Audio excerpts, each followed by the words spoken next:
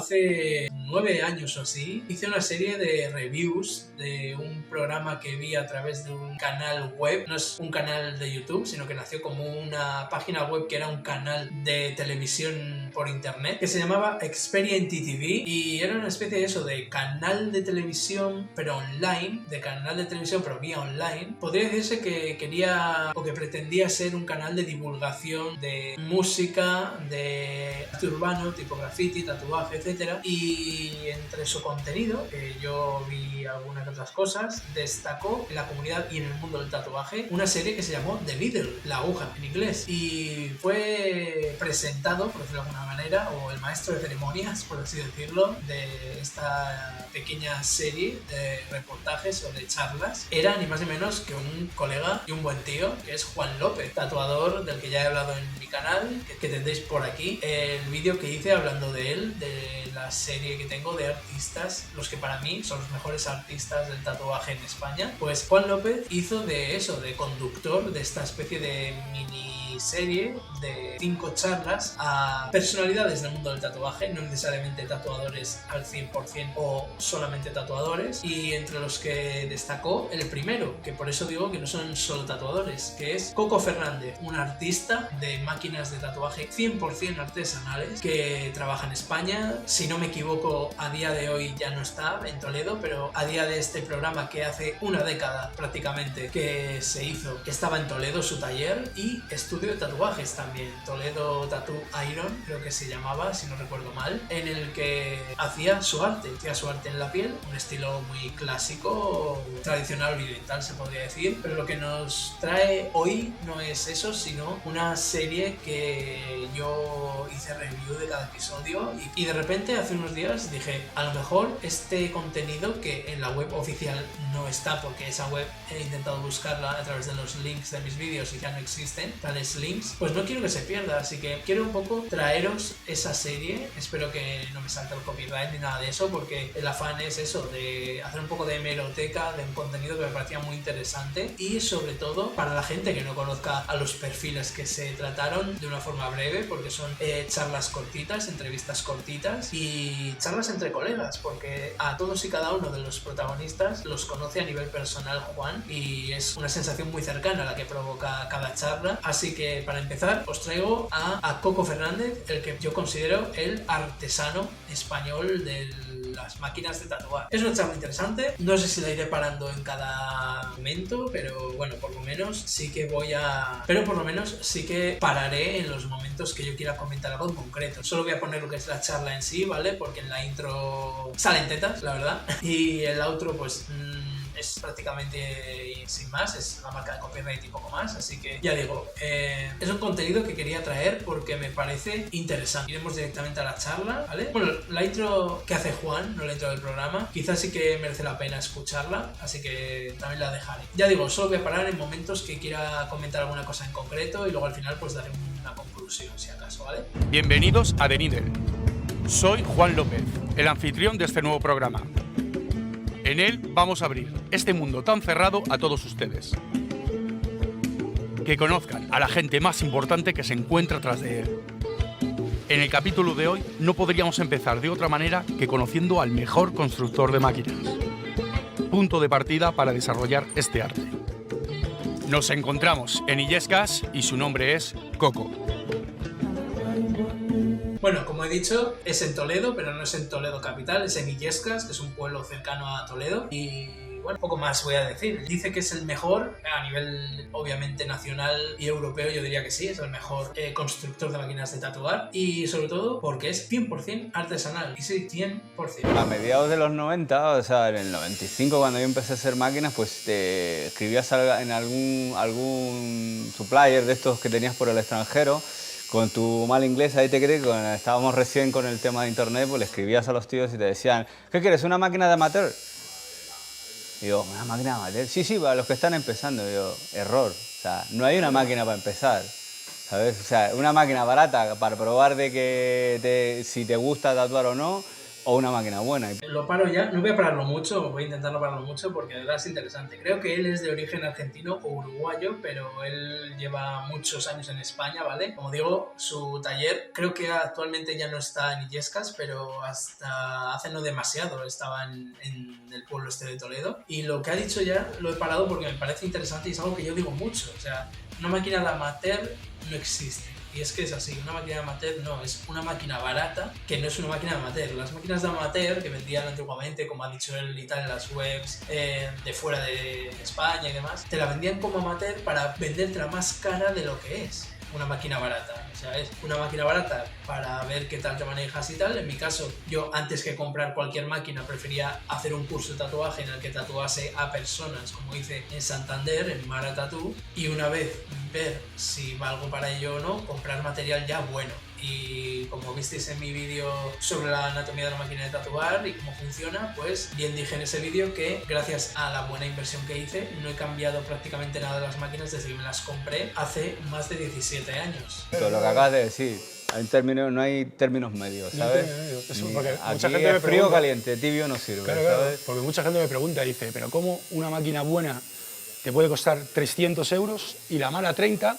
¿Sabes? Porque dices, bueno, yo voy a empezar a trabajar y tal, y lo me compro una de 30 y tal. Lo primero es coger malas manías, con máquinas malas, romper pieles, ¿sabes? Todo malas características, Sí. que luego te va a costar arrancar con una máquina buena. Cuando cojas una máquina buena vas a ver que todos esos fallos son bastante... Claro, no los percibes más evitables. cuando no sabes de ello, no los percibes. Es muy interesante lo que dice en este caso Juan, ¿vale? Y es que es eso.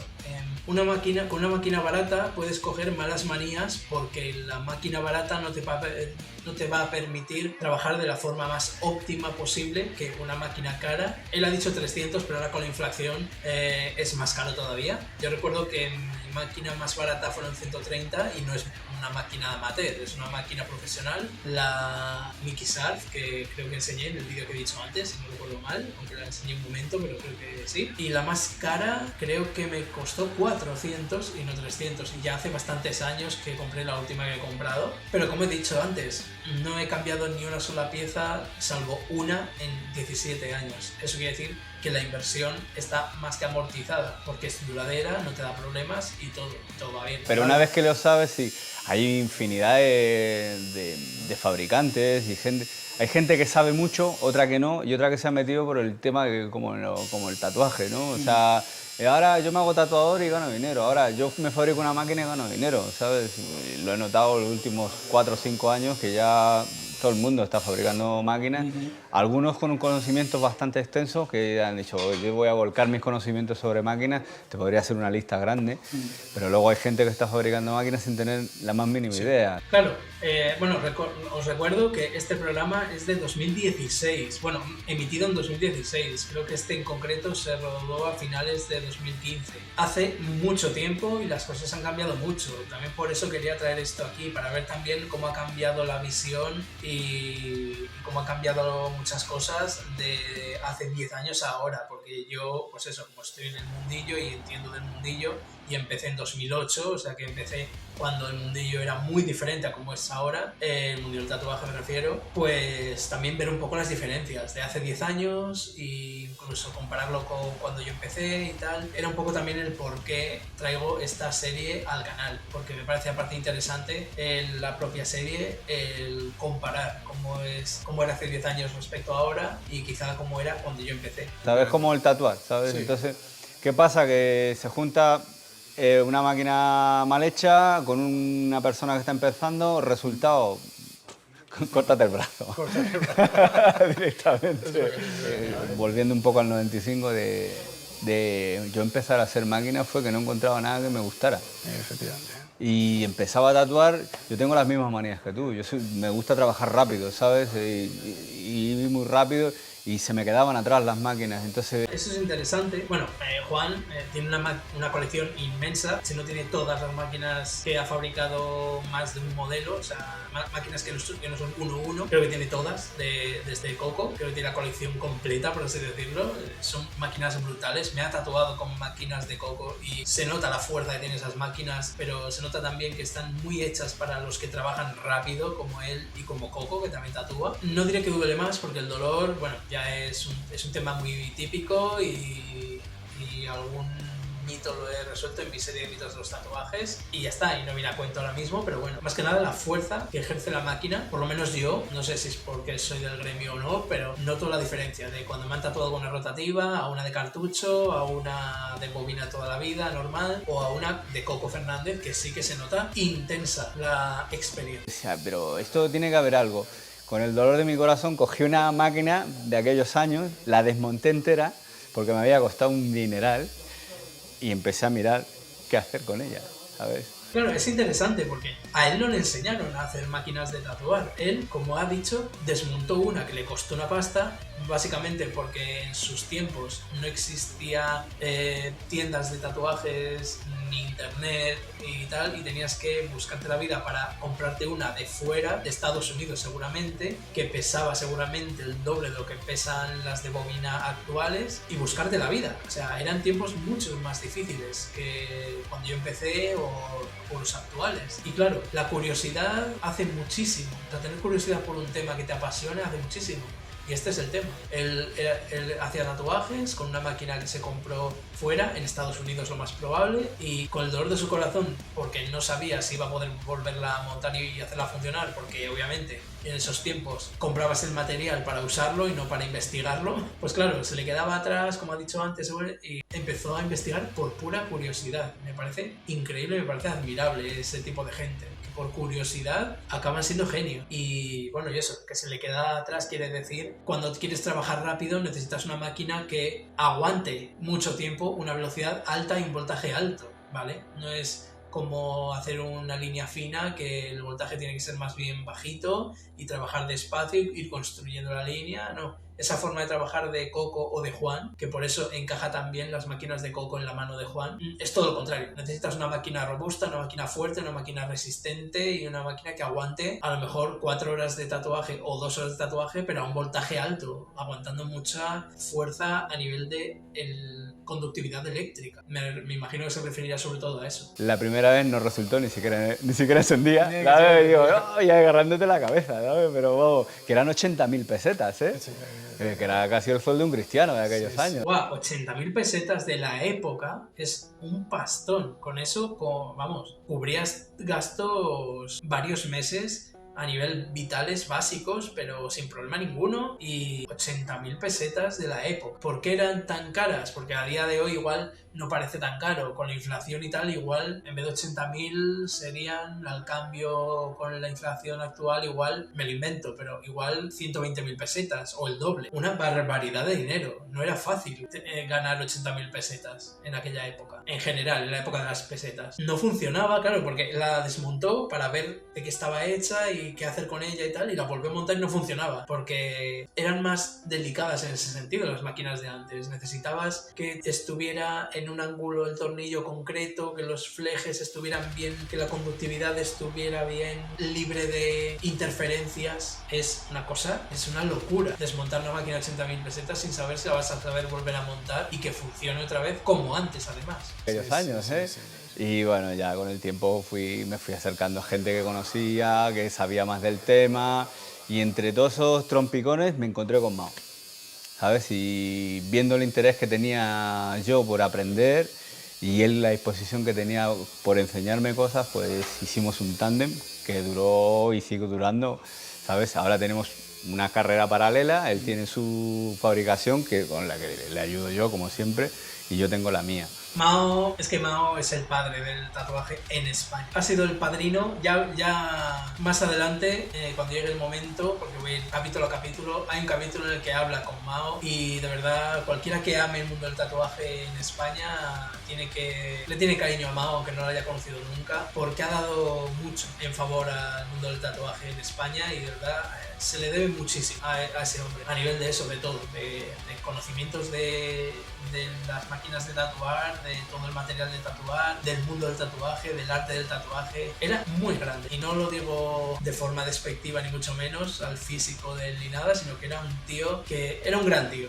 era un tío que no se le podía odiar. Si amas el tatuaje no puedes odiar a Mao porque es un referente y es un padre, es el padrino de los tatuadores de España. Cuando traiga la entrevista o la charla que le hizo Juan en The Needle, vas a ver qué grande era. Qué grande era porque desgraciadamente ya no está entre nosotros, pero bueno, cosas de la vida, ¿no?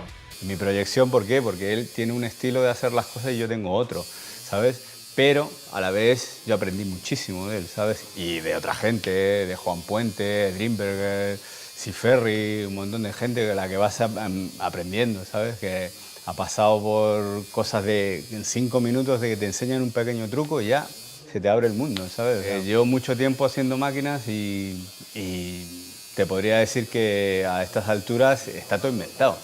Ahora se ha puesto a hablar de otra cosa, pero claro, es que eso es lo que quería destacar en cuanto saliese el tema de lo peor del mundo del tatuaje actualmente. Que antes, cuando yo empecé, sobre todo, todavía estaba, por suerte, ese espíritu que ya no está, por desgracia, y que ojalá vuelva, de compadreo y de ayudarse, no de intentar quedar por encima y de creerte mejor y de creerte, como digo yo siempre, los salvadores del tatuaje, cuando en realidad lo que estás haciendo es poner muchos palos en las ruedas y no te estás dando cuenta. Antes era eso, te acercabas, pues eso, a lo que ha dicho Lela. Él se acercó a Mao o a Juan Puente, que también es un artista de la leche. Para mi gusto, artísticamente se ha quedado un pelín atrás, pero en cuanto a técnica, su técnica es impecable. Yo me acerqué a Juan, me acerqué a Ariel, me acerqué a Ghost, todos los que me han tatuado, Paula, que me hizo una cosa pequeñita de la oreja también, todos los que me han tatuado tienen y han tenido, Utsio de Salamanca, todos han tenido, y espero que sigan teniendo, buenas palabras respecto a mí. Y soy, bueno, ahora todo el mundo es competencia de todo el mundo. Es como que, claro, yo me he juntado, menos Paula, que quizás de mi quinta, creo recordar, pero bueno, más o menos, de una generación de tatuadores que conocimos el mundo del tatuaje como compadreo, como estar unidos de verdad para hacer nuestro oficio bien, no para ser mejores que nadie, no para creernos mejores. Y eso es una de las cosas bonitas que tenía el tatuaje, que por desgracia se ha perdido prácticamente a día de hoy y que se ha convertido en una rivalidad absurda que tendría que volver, en mi opinión, partiendo de recuperar ciertas cosas que ya no se hacen y que están, como he dicho antes, poniendo muchos palos en las ruedas al oficio y a los artistas, porque los hay muy buenos y que se pueden tomar otros como una competencia y como enemigos, vamos,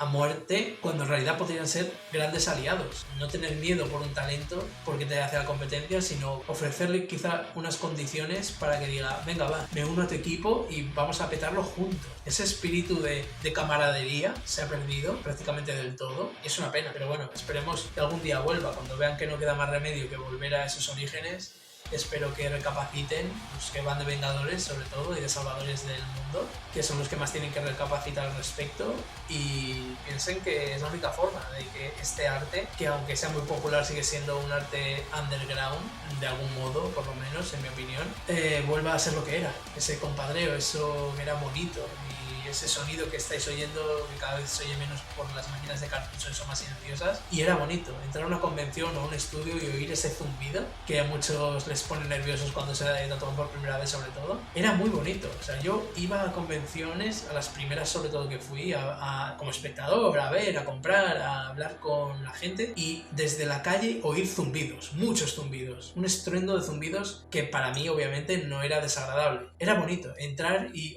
ese ambiente de la música, del zumbido de las máquinas, de las risas de la gente. Ahora todos tienen cara como de que te perdonan la vida o de que te quieren matar con la mirada, y eso es lo bonito que era antes y lo que se ha perdido, que ya digo, espero que vuelva algún día. Que sí, 4 bobinas, 16 bobinas, un montón de cosas Es que es como todo, un vehículo tiene 4 ruedas y ya está, ¿sabes? Entonces te va a llevar siempre... Sí, la gente va a innovar demasiado en los diseños, en los tal.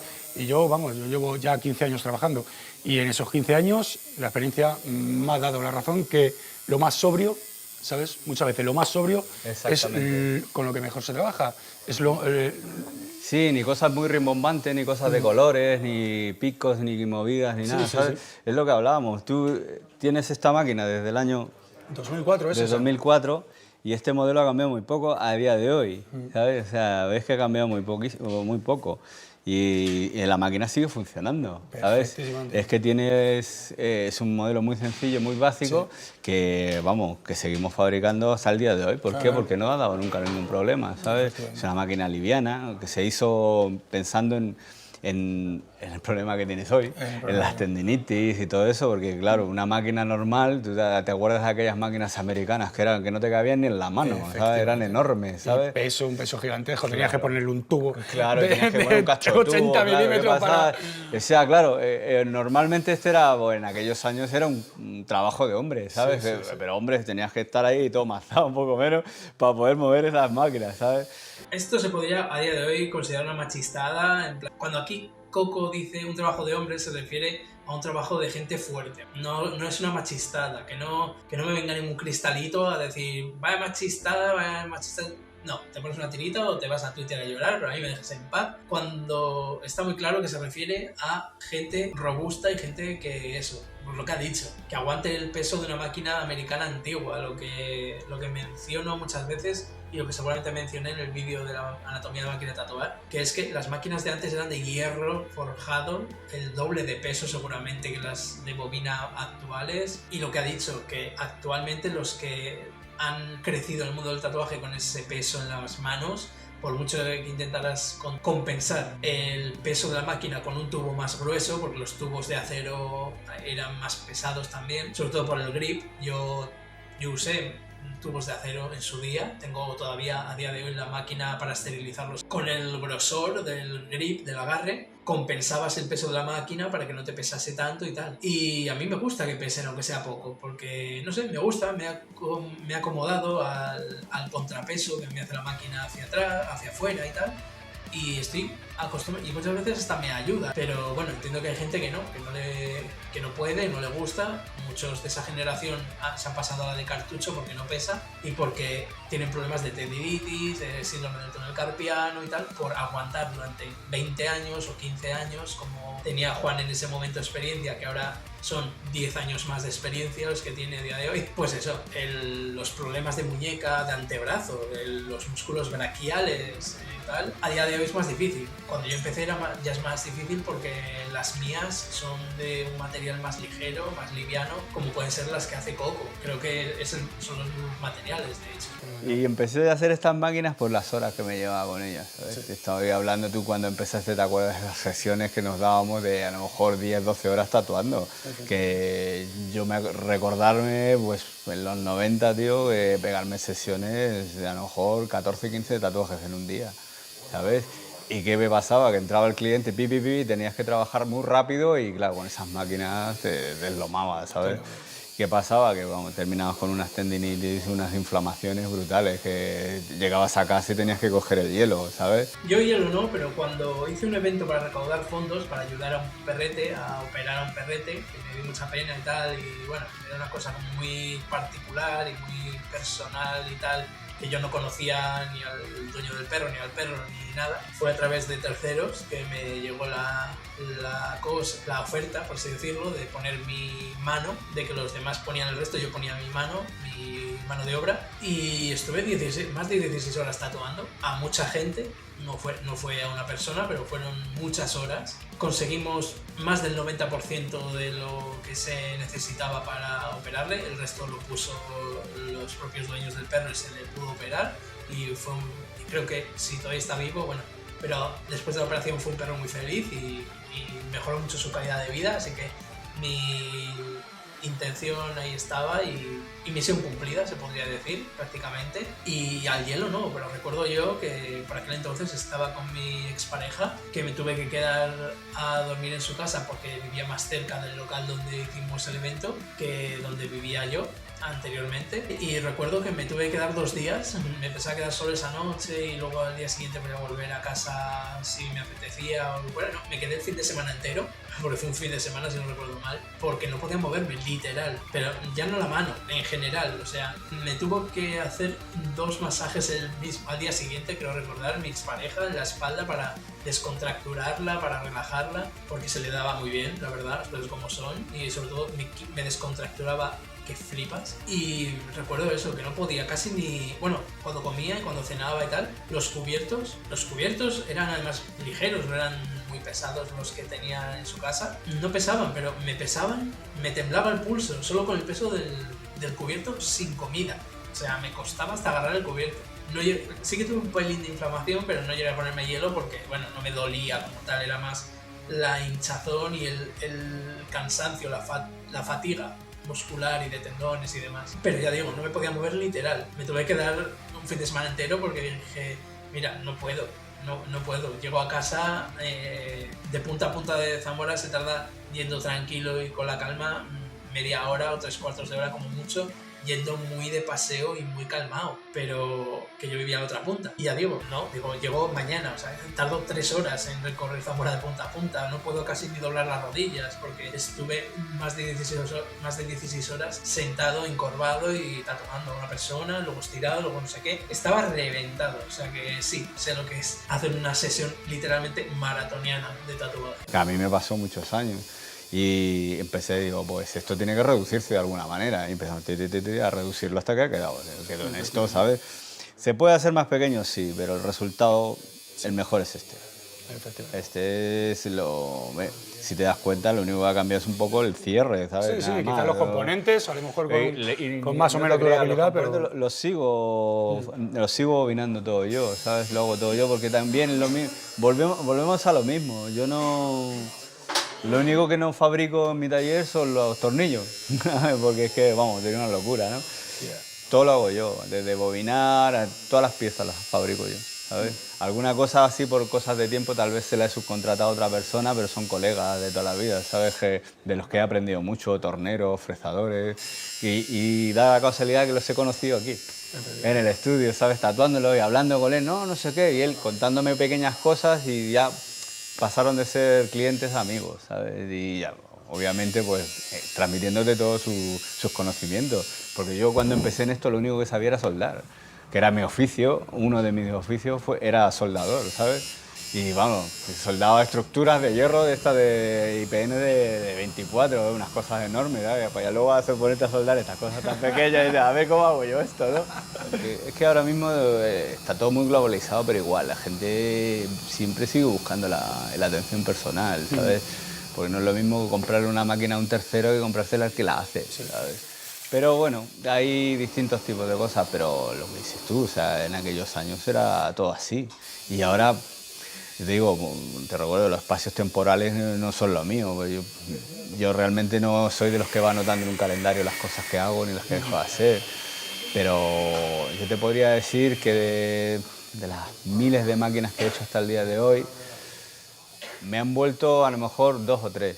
¿Sabes? De decir, oye, esto no me funciona directamente, y eso me enorgullece bastante, ¿sabes? Un tío que ser soldador, de solo saber soldar, a fabricar una máquina de tatuar desde cero, o sea, solo los tornillos es lo único que no hace él. Creo que mucha gente no es consciente de lo locura que es plantearte hacer las bobinas, hacer la bobina tú, bobinas de cobre, enrollar cobre, hasta hacer bobinas de cobre tú a mano, y aislado y tal, no sé qué, y que funcione bien y que tenga una conductividad perfecta para máquinas como las que él ha dicho que busca y tal, y de miles, que solo sean 2 o 3, más o menos, ponle 10, o sea, que como mucho sea un 10% de las máquinas, de las miles que ha hecho, las que les ha salido mal porque no le funcione algo, es una locura, es de ser un genio, es de ser el mejor, de ser un artesano excepcional, lo de Coco, es una brutalidad.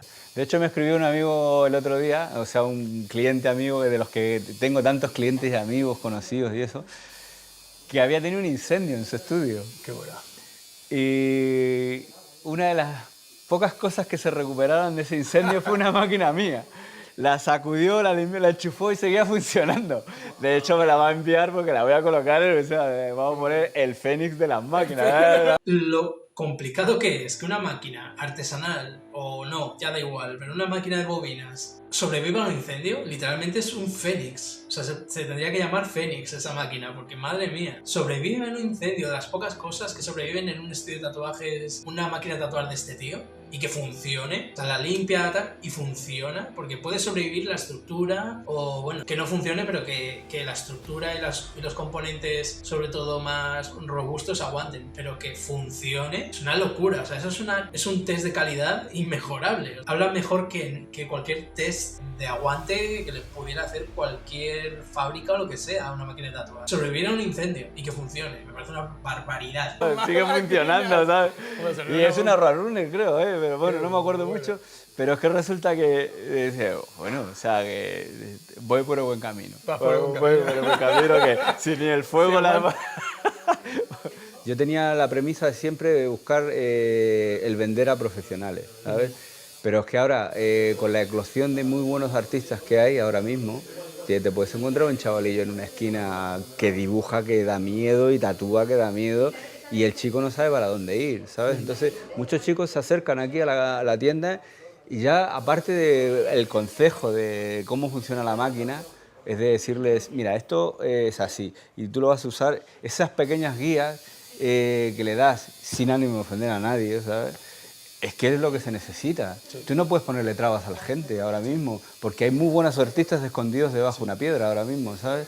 Y hay que sacarlo. Hay otros mediocres, que todo hay que decirlo, hay mucho mediocre, pero dentro de todos los mediocres hay pequeñas joyas, pequeñas joyas, ¿sabes? Yo no digo que alguien que quiera empezar a tatuar no vaya a ser muy bueno o muy malo o lo que sea, pero lo que ha dicho es un consejo que tendría que aplicarse a mucha gente, sobre todo que se cree eso, lo que he dicho antes, ¿no? Los vengadores del mundo del tatuaje que se creen que van a salvar el mundo del tatuaje, tendrían que aplicarse más este consejo y menos creerse mejores que nadie y no escuchar a generaciones que han pasado por complicaciones, no por comprar una máquina en Amazon, sino comprarla a Estados Unidos y esperar a que te llegue y que no se pierda por el camino y que te cueste 80.000 pesetas. Es como si ahora te costase 500 o 700 euros una máquina de tatuar, ¿vale?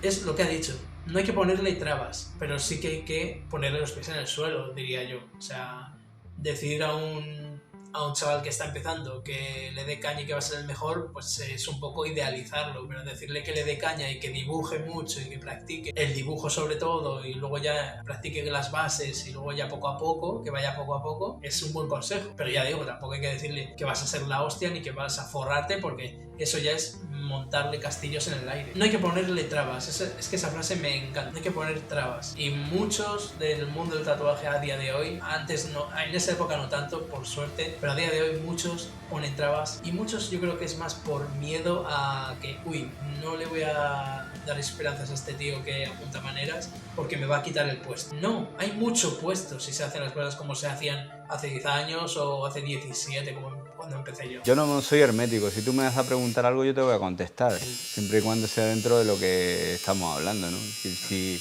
yo también sopeso a quien darle mis conocimientos, ¿sabes? No puede entrar cualquiera por la puerta a preguntarte, oye, ¿cómo haces esto? No, o sea, vamos a ver, tú, ¿qué quieres hacer con estos conocimientos? Entonces ya ahí es cuando yo interactúo con la gente. Con mucha gente hago eso. Hay mucha gente que viene, visitas todas las semanas tengo de gente que viene al estudio a comprar máquinas y a hacerme preguntas, ¿sabes? O sea, decir, oye, ¿cómo podría optimizar esto? Quiero hacer esta línea pero con esta máquina. Así, todos los días, ¿sabes? El camino ha sido largo. Ha sido largo. Pero gracias a lo que te decía, a los buenos amigos como tú y a la gente que te ha ido dando las gracias y a la gente que te ha ido comentando los pros y los contras de una máquina. Pero siempre constructivamente, ¿sabes? O sea, te decía, mira, esto no funciona así. Y yo decía, ¿por qué? Y ya me daban ese pequeño punto de decir, tengo que seguir investigándolo. Y bueno, hasta aquí la charla tan interesante que hizo mi colega Juan López con el grandísimo Coco Fernández hace 10 años.